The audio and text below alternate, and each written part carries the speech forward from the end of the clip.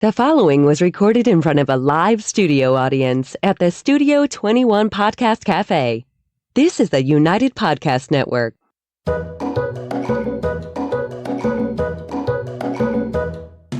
Welcome to the Quirky Dog Podcast, inspired by some of the quirkiest dogs you can ever imagine and the owners who love them. This podcast is brought to you by the quirky couple themselves, Scott and Jess Williams. Their aim is to educate and entertain. Here's Scott and Jess.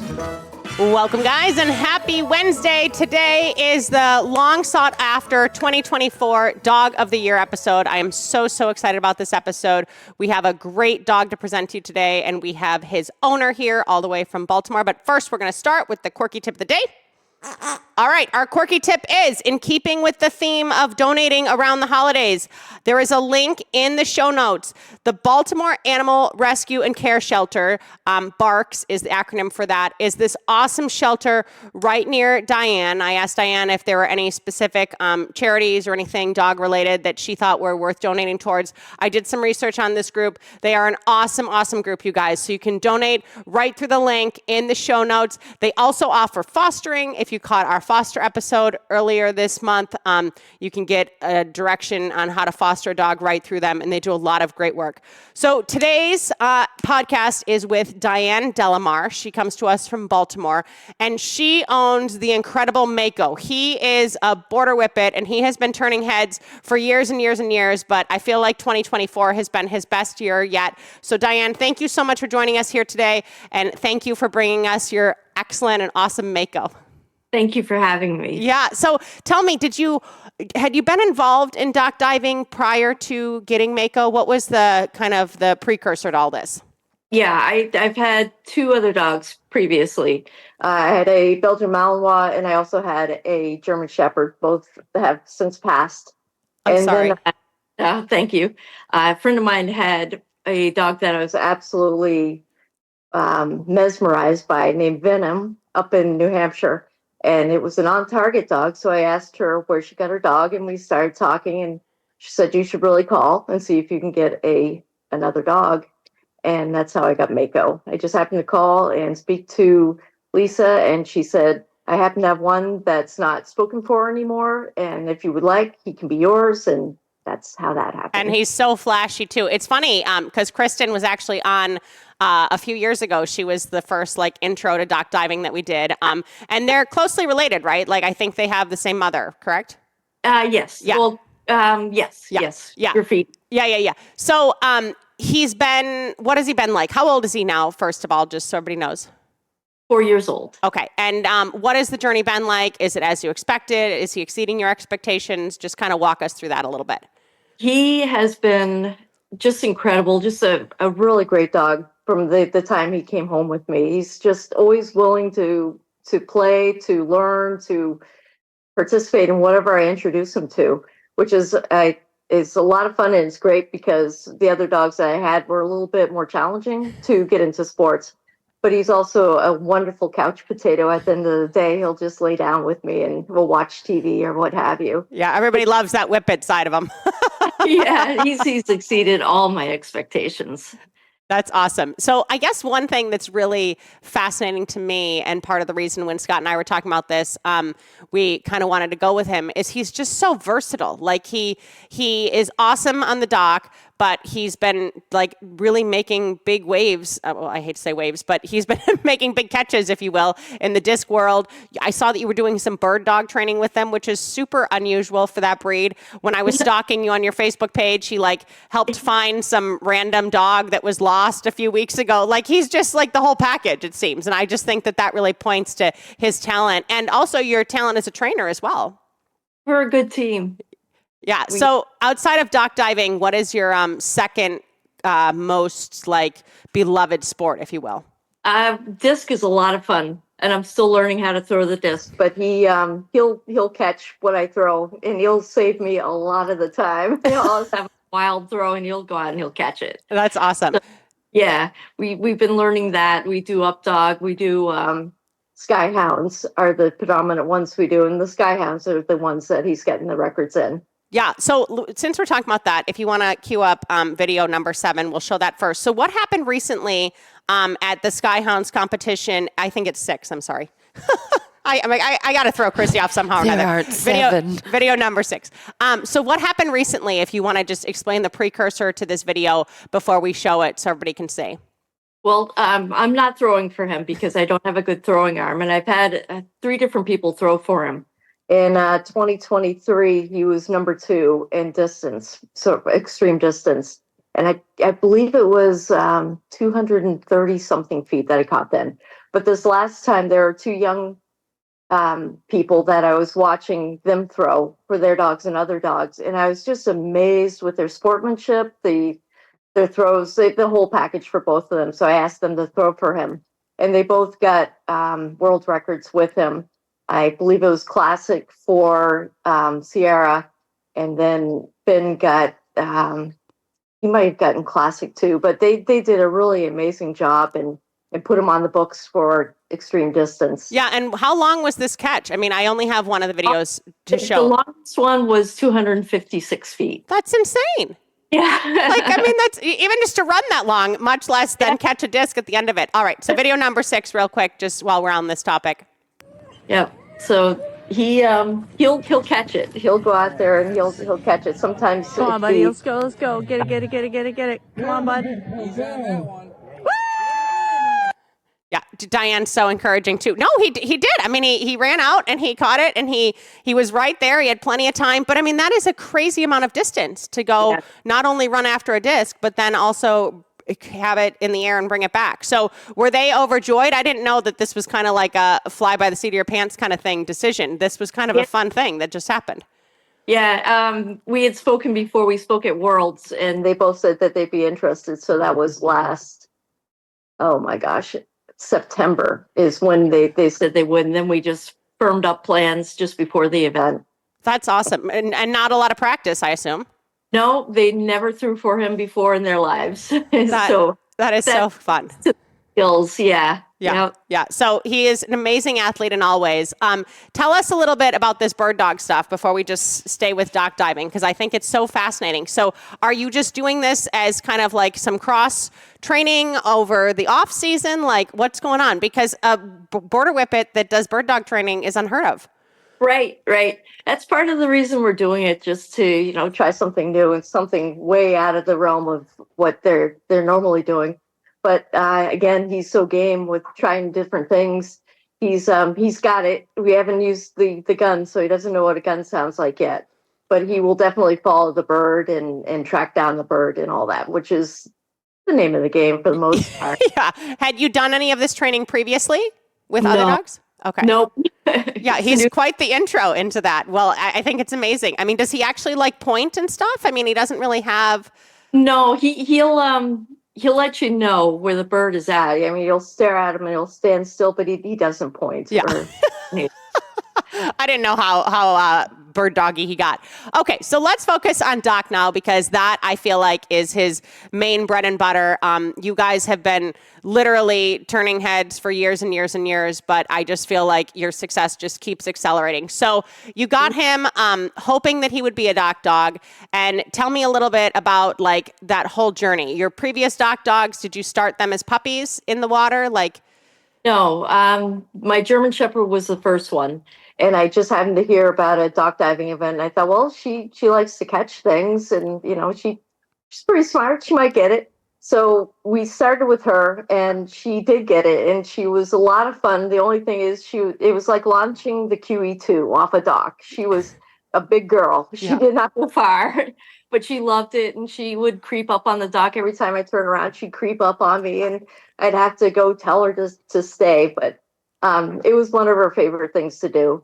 And the Malinois was, he was a great athlete, and he did quite well, but he was also a reactive dog. So it was very hard to bring him to competitions. So that kind of petered out for us a bit. Yeah. So this is the first puppy that you raised in hopes of having like a dock diving career with. Yeah. So what did that look like for you? Like when did you intro the water, all of that kind of stuff? Well, what I did first was I started on the ground. So we do groundwork, which consists of introducing the bumper to him, throwing just short little lobs over to him so he can catch it and he understands. We would do that for a while. I would set him back behind me a little bit so he could run up to me, and I toss it so he could catch it. And I did that all spring. And then when the dock started opening up, I tried to transition him from the field to the dock, and he did it very quickly. He knew what the name of the game was to catch the bumper, and off he went. Okay. All right. Great. I got to have Chrissy show this video because I thought it was so supportive. Everybody watching on the dock when he first jumped off as a little puppy. It was my favorite thing. It was like, this little kid, like at the recital, everybody's cheering. Okay. So video number 2, please, Chrissy.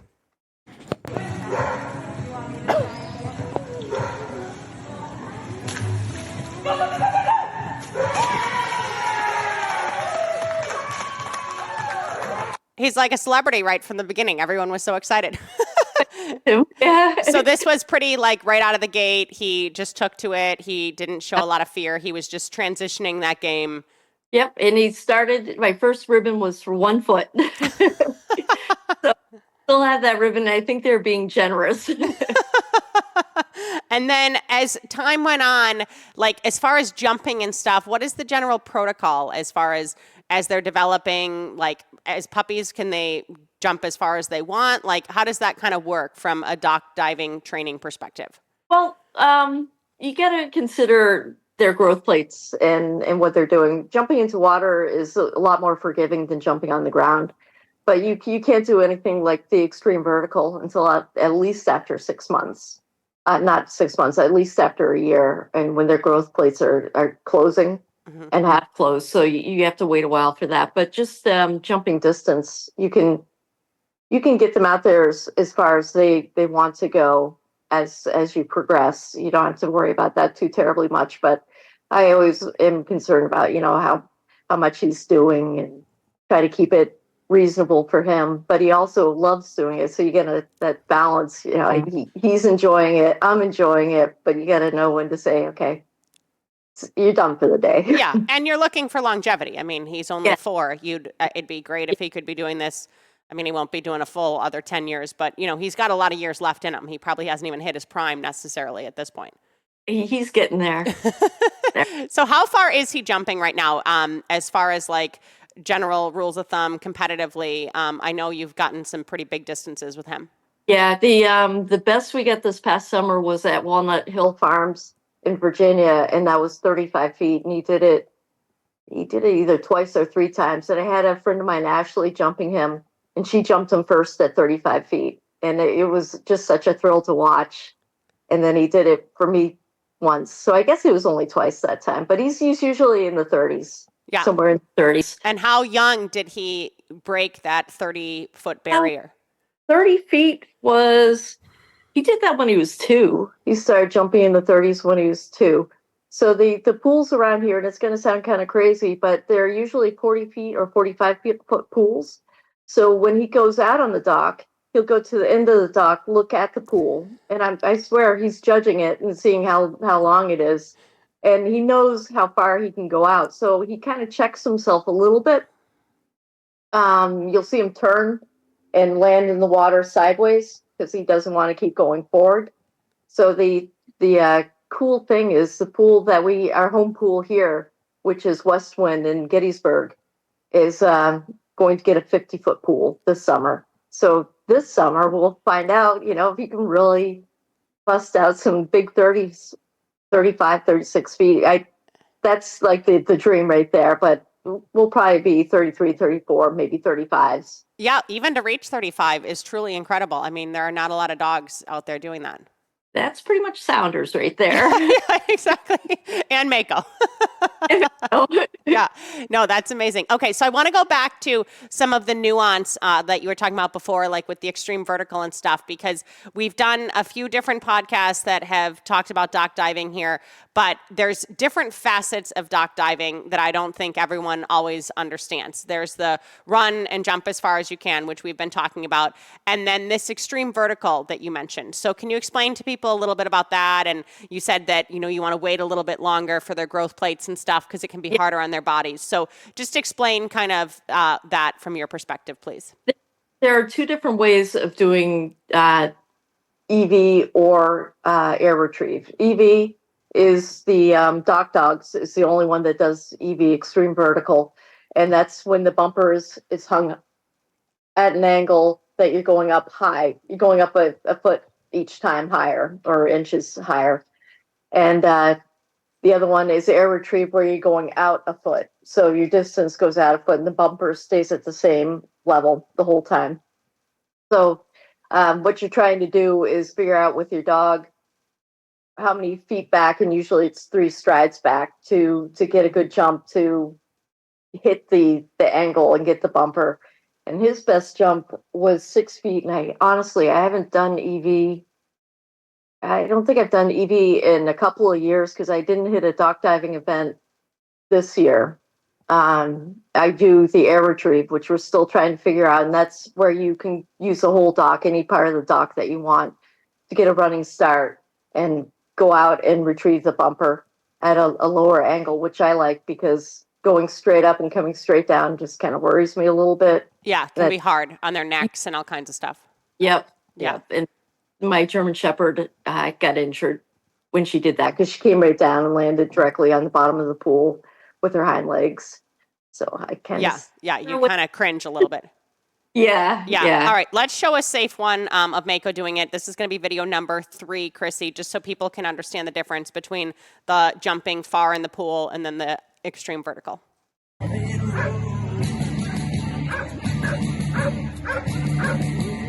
right, Dyane making off 6 feet 6 inches, no misses so far. There we go.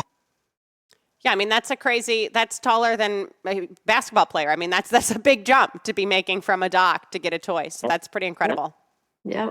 It's fun to watch for sure. Yeah, but I agree with you that there can be this little cringe factor and you can have stress and everything else. It's different than just seeing them kind of coast into the pool and land because they're really twerking their bodies in such a way to get those angles and everything. Yeah. All right, so tell me about this retrieving the bumper when he's on the dock. This video that we're going to show in a second, Dyane's like placing his feet, like it's all this like big precision thing. So what the heck is that? Okay, that was an Ultimate Air Dogs event for speed retrieve. It's called Hydro Dash for NADD, and oh my gosh, I'm drawing a blank. I'm sorry. That's okay. Speed retrieve is good for me. Yeah. So what you do is you place his feet at the very, very edge of the pool dock. Hey, you want to say hi? Come on here. There's the dog of the year. Look at him. He's a good boy. He goes, Mom, you keep talking about all this stuff and we're not doing anything fun.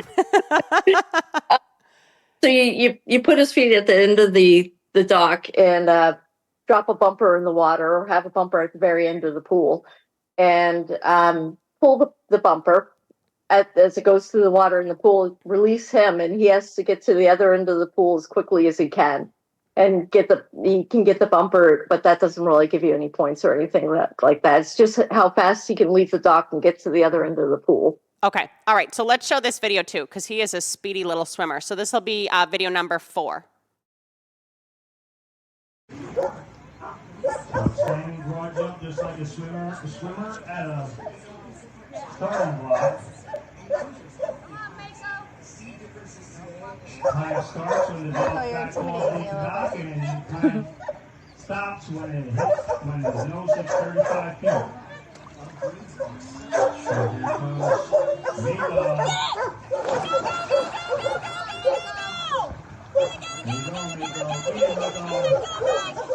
591. He's a fast little fishy. He is.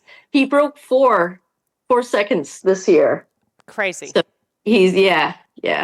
It's great when they can jump out. If you're doing like an NADD or a dock diving event, you can use a little bit more of the dock to get some speed up, to have a little bit of pop and jump far out to just get the bumper a little bit quicker. Yeah. So what does he like the most out of all these? I mean, I know there's so many variations in dock diving. Does he like certain components of the game more than others? He likes distance a lot and he likes speed a lot. right now we're trying to get that air retrieve down, which is completely me trying to figure out his striding and all of that. But he definitely loves his distance. Yeah, no, and it's just such a good way for these dogs to express themselves as athletes because, I mean, obviously they get great ground speed. He's done lure coursing before. He's a great runner. He, really can do a lot on the ground. But, to soar through the air like this, I mean, they look like birds. Like, it's incredible. You can't, you just can't compete. And the whippets and the whippet mixes seem to definitely be where the big competitive edge for dock diving is at now. Yep, because they have that speed. And Mako, I'm lucky that as soon as he started doing dock diving, he had this great pop to him. So you get the speed, then you get the pop, so you get the arc to get you farther out into the pool. Yeah, that is awesome. So are you competing at all the events? Because I know that dock diving has a lot of different venues. Do you kind of go where your schedule takes you? Explain to us a little bit about that. 2022 was a really good year because he was 2 years old and we were able to go absolutely everywhere. 2023, I had a bit of a health crisis that cancer, so I had to go through treatment and all that. So I didn't have a lot of time, and sometimes I didn't feel that great. So we didn't do a lot in 23.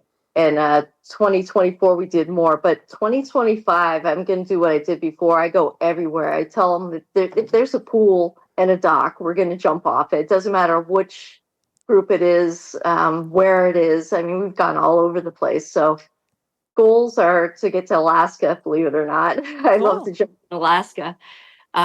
Or Dock Dogs is now international over in Italy. So I'd love to do that too. Awesome. Yeah. And that's such a testament to you too as a trainer. I'm so glad to hear that you're doing better with your health and stuff, but it's a lot. Like, people don't understand this competitive edge. It's a lot to get out there and be at all of these events. And for you to now be ready to get back in the game like that in 2025 is awesome. Yep. And I also tend to let people jump my dog. If I know you, or even if I don't know you, but I can watch you work with your dog and see what you are like as a person, I'll let you jump my dog. Well, so, and that is a testament to him too, that he can switch handlers as easily as whether it be in disc or, dock diving or something else. He's versatile in that sense as well. So tell us, go ahead. He'll jump for anyone. If you have a bad throw, he'll let you know that too. So you have to know what you're doing and give him a good throw, but he'll jump for you. Well, he's a professional. He is a professional. So talk to us a little bit about him away from the dock, because I know you said he's a good couch potato too. Obviously, we love our dogs, for being pets first. So tell us a little bit about his personality and everything that makes him the dog he is.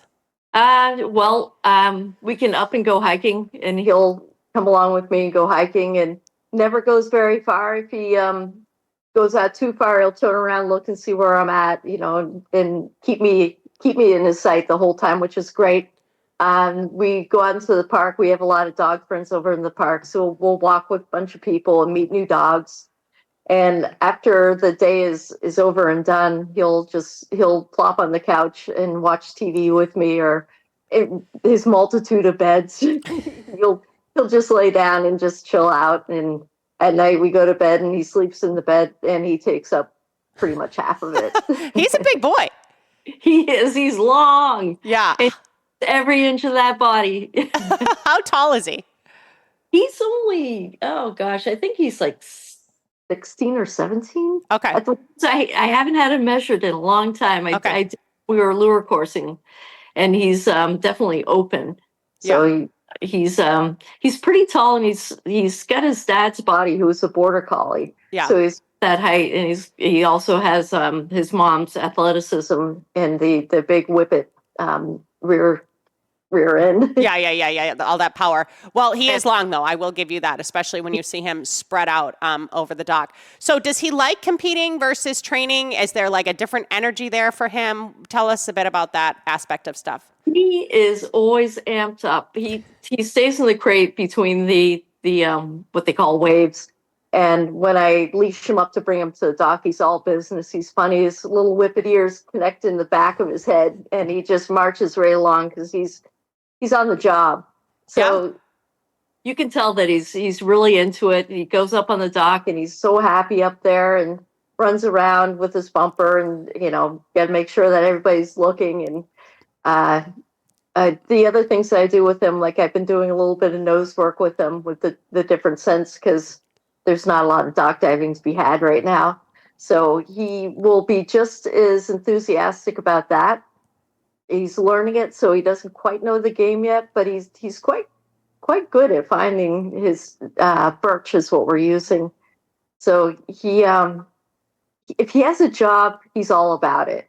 And that will take a little bit of ants out of his pants. So when we are relaxing, he's able to just disconnect for a little bit. Yeah, he's a man of many talents. I think that people don't really understand how stimulating some of these dock diving events are, because, you just see like peripheral or like profile views of these dogs jumping, and there's crowds there and stuff, but they're really jumping into a lot. They're jumping into a lot of people. They're seeing, their perspective of what they're seeing is a lot of stimulation to take in addition to having to track a frickin' bumper and, jump 30 plus feet. Yeah. Yes, there is a lot going on. There's dock dogs events. You have the announcer, you have music, you have people standing by the pool or sitting by the pool, like at state fairs. And I think the video that you might have is Richmond, Virginia, River Rock, where there is a huge crowd of people, and they are right up against the side of the pool. So you've got wall-to-wall people around the pool that he's jumping into, and he's got to jump to the end of the pool where there's even more people watching. Yeah, no, it's crazy. Yeah, that's video number 5. Let's show that real quick, Chrissy. It took me by surprise, because I don't really see that perspective myself either. Good video.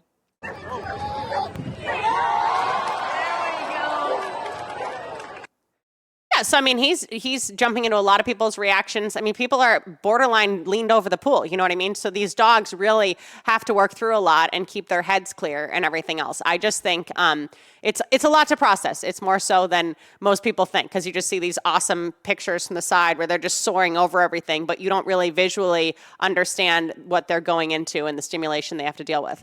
Yeah, there's a lot of that. The only time that we ran into problems was we were at Westminster in New York. And they had a giant television camera, because it was the first Westminster event that they were allowing dock dogs at. So our first jump was pretty good. And I was watching the camera. I kept thinking, I don't know, because that's kind of in his landing zone, or pretty close to his landing zone. I don't know how he's going to deal with that. First jump, he did okay, but you see at the end, he turned a bit before he was actually going to land, if that makes sense. Yeah. He's hesitant about it. And then the second jump, he got 13 feet. Yeah, okay. So he all I heard was him running, and then all of a sudden I just heard paws and claws scraping down the dock as he was putting on the brakes, and that was it. Yeah, well, it's pretty amazing he has the self-preservation he does, honestly. And you saying like that he's surveying the pools when he gets there. I mean, that would be great if all the canine athletes were like that. The Malinois, they don't think like that. They just go. Yep, they're just going to get it. That's it. So I know that you talked about Alaska and Italy. Do you have any other future goals for you guys, or things that you want to check off your bucket list? You've already had such a massive career already in just 4 years. Well, this year I'm doing IDS here in Maryland, and I signed on to do the events, so I'll be helping at the events. So that's going to take a little bit of time. So my bucket list for this year is to get down to like Virginia Beach, get out to Tennessee. I don't know if Alaska will happen this year or not. All depends on my work schedule as well. But Canada, we want to go up to Canada so we can be an international dog. Yeah, and Italy. I think Italy is a great long-term goal. Yeah. And I would love to try agility, because I think he'd be a great agility dog. But that means that I have to be agile, so I got to work on that. And there's only so much time in the day, really. It's hard to manage everything, and only so many weekends in the year. And those dang jobs, they get in the way. I don't know why we have those. I know. We always joke in the summertime that we need 1 more money and 2 more days in the summertime to enjoy our weekends. Yeah. So what do you do? I know that you do a lot of sport training and everything else. Do you do like some physical cross training and stuff with him to keep him in shape on the off season? I've been learning from friends some of the exercises to do with him, so I'll do that at home. I've never really brought him anywhere to have him stretched or to learn how to do that. I usually just go through what my friends are doing and what works for them and their dogs. But I'll give him a stretch or two. But he also has a really wonderful stretch that he does on his own. He's like a cat. He arches his back and stretches up to the sky, and he's pretty good at stretching himself, but he's getting older. I mean, he's 4 years old, so I gotta be careful about his muscles and joints and a little more ligaments. proactive, yeah. But he's very active. I mean, hiking and retrieving and everything. I mean, that just keeps him in shape. You know, he's not able to jump 30 feet off a dock every day of his life, nor should he be doing that for his own preservation. Yep, and I do some resistance training with him when the weather is good. I probably won't do too much of that in these upcoming months because it'll be kind of cold. But he's got a weight vest, he's got a parachute, he's got he's got his regular like toys, chuck it and that kind of thing. But for the most part, it's just getting him out there and just let him off lead, and he just runs like crazy. So he keeps himself fit. Yeah. Is he a weenie about the winter? Those whippies sometimes get a little bit woo-woo-y. Can you believe it? I should have sent you the picture of him in the snow. He loves it. He absolutely loves it. So he will run through the snow and jump, and he's a happy dog. At baseline, he's a very happy dog, which makes me happy. Yeah, that's nice. That's so nice. And it sounds like you guys really have a nice relationship outside of the competition field as well. And that typically is the case, but it sounds like you guys definitely have a strong friendship outside of competing and training and all this hardcore stuff. He's my buddy. Is there anything else that we missed about him, Dyane? I don't think so. He's funny about treats. Okay. I'll give him, and it's like I'm poisoning him. He'll just look at me like, what is this going on? Even bacon. The first time I gave him bacon, he was having none of it. He just wants his bumper. He wants his toys. He's a toy dog. He wants his toys. He wants his bumper. Right now, he's like, can we go for a walk, please? Why? Well, this is nothing fun for me. I don't want to be talking about this anymore. Well, I'm really honored that you guys agreed to come on. I've been following him for a little bit now, but just this year with the disc stuff and this bird dog training and just what he's been doing on the dock for years is just really wowing everybody. So thank you for making him the dog that he has become. And I think he is a very well-deserved 2024 Dog of the Year. Thank you so much. It was great being on. Yes. And I keep watching us. Hopefully we'll do something pretty amazing this year as well. Send us updates from Italy. We'll do a follow-up podcast after Italy. This is going to be my new goal now because this is exciting to go do dock diving in Italy. You get a deal. All right. Thank you. All right, you guys, thank you so much for joining us this year. Dyane and Mako join our very, very extensive qualified list of Dog of the Years of Quirky Dogs past. Next week is our Christmas episode. Scott's going to be back. We're going to have Dave on. It's going to be a big celebration, and then we're rolling right into 2025. Dyane, thank you. Thank Mako. And in the meantime, you guys, keep it quirky. The views and opinions expressed by the hosts, guests, or callers of this program do not necessarily reflect the opinions of the Studio 21 Podcast Cafe, the United Podcast Network, its partners, or affiliates.